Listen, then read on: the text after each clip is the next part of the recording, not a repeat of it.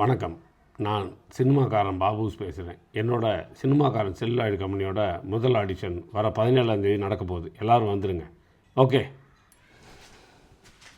வணக்கம். நான் சினிமாக்காரன் பாபுஸ் பேசுகிறேன். என்னோடய சினிமாக்காரன் செல்லுலாய்டு கம்பெனியோட முதல் ஆடிஷன் வர 17ஆம் தேதி வைக்க போகிறேன். இப்படி என் முகத்தை காட்டி பேசினா தான் நாங்கள் கரெக்டு. முதுகை காட்டி நானே இல்லாமல் வெறும் போஸ்டர் காட்டி பேசினா கரெக்டாக இருக்குமா? நீங்கள் யோசிச்சு பாருங்களேன்.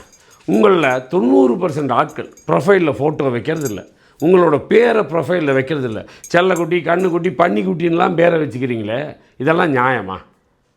ஏன் நீங்கள் நடிக்கணும்னு ஆசைப்பட்றீங்க, சினிமாவுக்கு வரணும்னு ஆசைப்பட்றீங்க.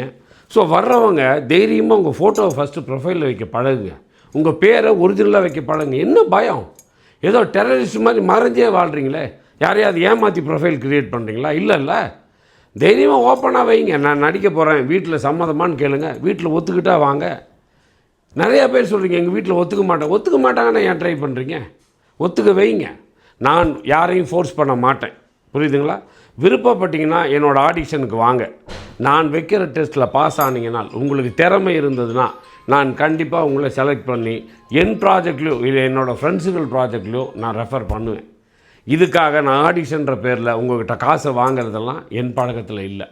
ஏதோ சில பேர் என்கிட்ட கேட்டாங்க, ஆடிஷன்னா காசு வாங்குவாங்க சார், நீங்களும் அப்படிலாம் வாங்குறீங்களான்னு. எனக்கு ஆச்சரியமாக இருந்தது. ஆடிஷனில் எதுக்கு காசு வாங்கணும்? உங்கள்கிட்ட காசை வாங்கி அதில் பிழைக்க வேண்டிய அவசியம் எனக்கு கிடையாது. அந்த தப்பை சினிமாக்காரன் செல்லுலாய்டு கம்பெனி என்றைக்கும் செய்யாது.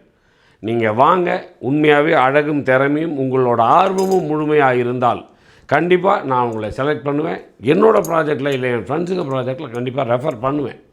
ஒருவேளை நடிக்கிற ஆர்வம் மட்டும்தான் இருக்குது, நடிப்பு வரலன்னா அதுக்கு என்ன பண்ணுறது அப்படின்னா அதை 17ஆம் தேதி சொல்கிறேன்.